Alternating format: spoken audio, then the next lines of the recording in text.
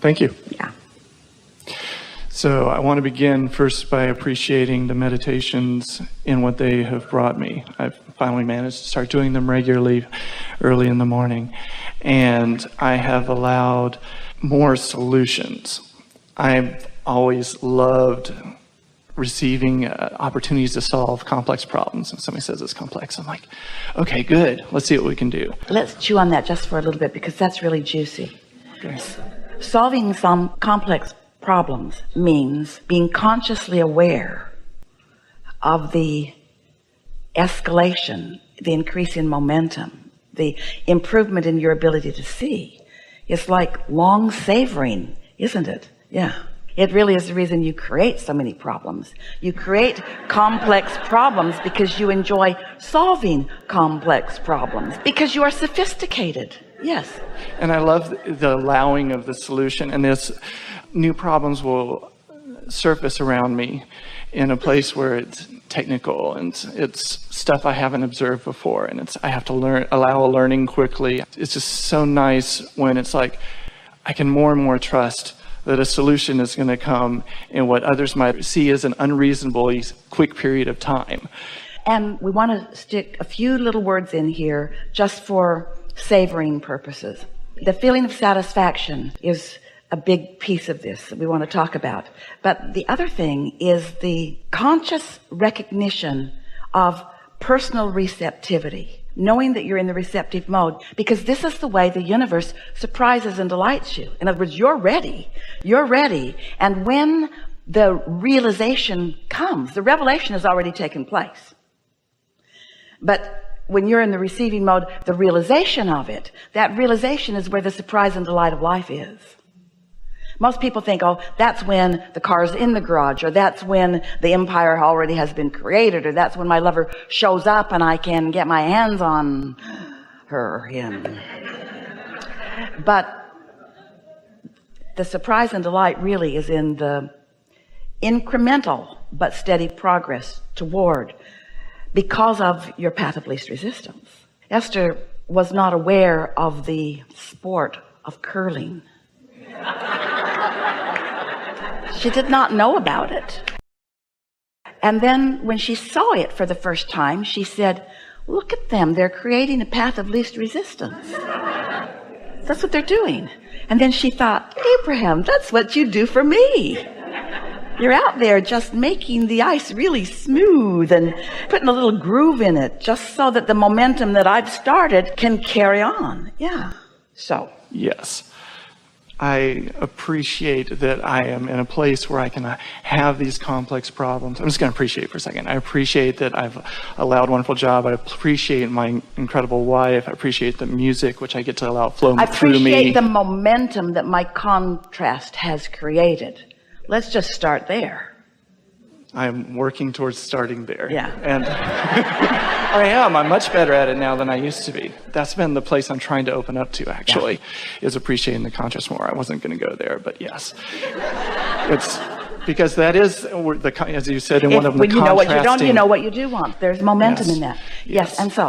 And so after the appreciation is a general universe question. And that is, and I may need phrasing on this, but when we go to sleep, it allows us a chance to reset. That's part of the sleep mechanism. And think about why, because we want to back up just a little bit to something that we just said that we really want you to take home with you today. And that is that fixing a problem or getting something that you want or getting to that receiving mode where ideas occur to you and you can follow them out is really best experienced by you if you put your concentration toward your readiness to receive rather than your ability to go out there and get it and make it happen. So if you're focused upon preparing your vibrational atmosphere so that being in the receiving mode is what you most care about, then as things unfold, you are in that receiving mode where the new idea to the complex problem can occur to you. We're going to insert this. It'll help you to just sort of relax in readiness for what's coming next, because some good stuff is about to happen here. Esther has a house in Southern California, and She has beautiful gardens, and she lives on a ravine that overlooks the ocean. And in the ravine, lots of critters live. She has a skunk. She named him Flower because she can't smell him. He doesn't smell like Texas skunks.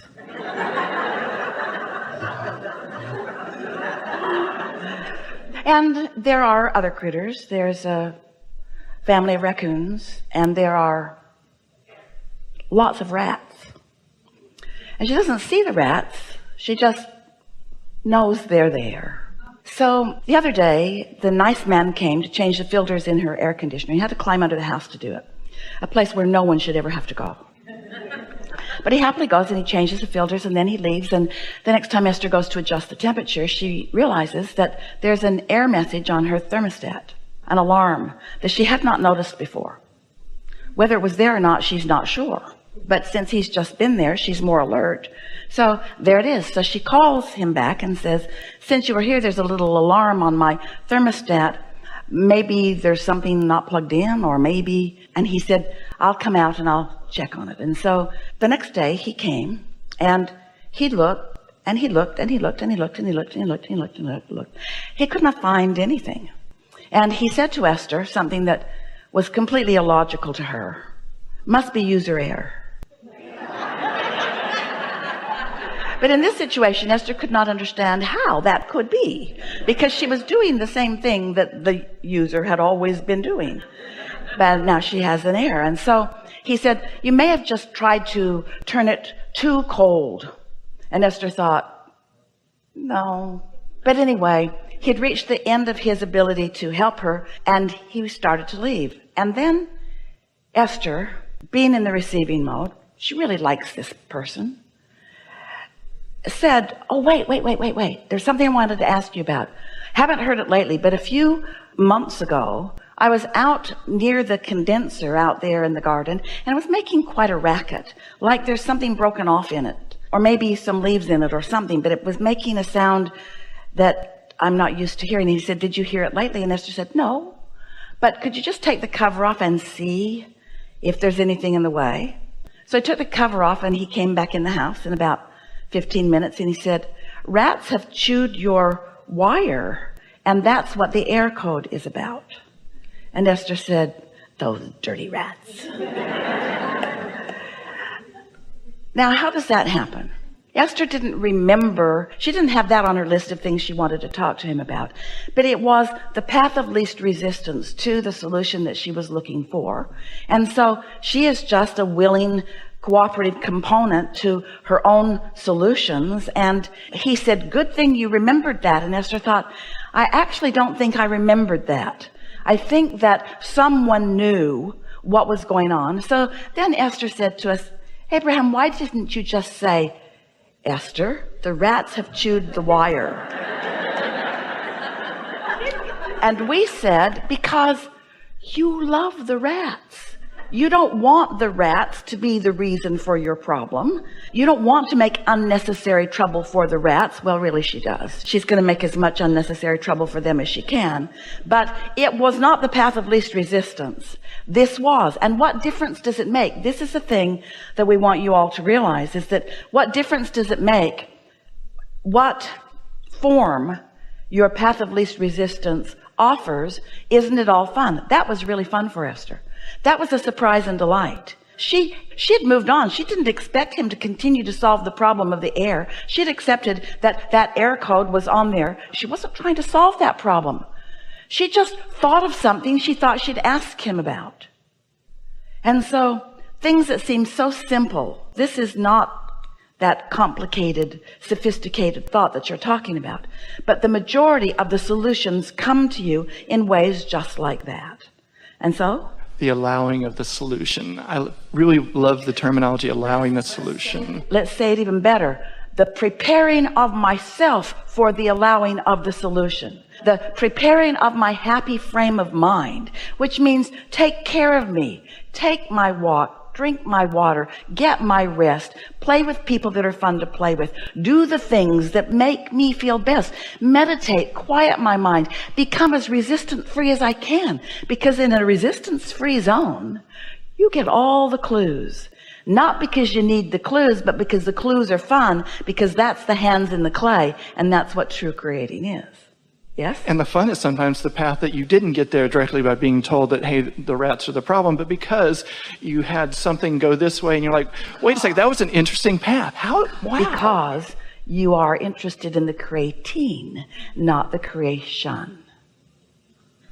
It was so much more fun this way. If he'd said, yep, found it. There's something not connecting, so I just ran another wire. I took care of it.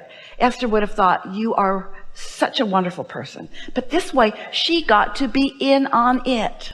She got to co-create with her HVAC guy. She got to co-create with him. Yeah.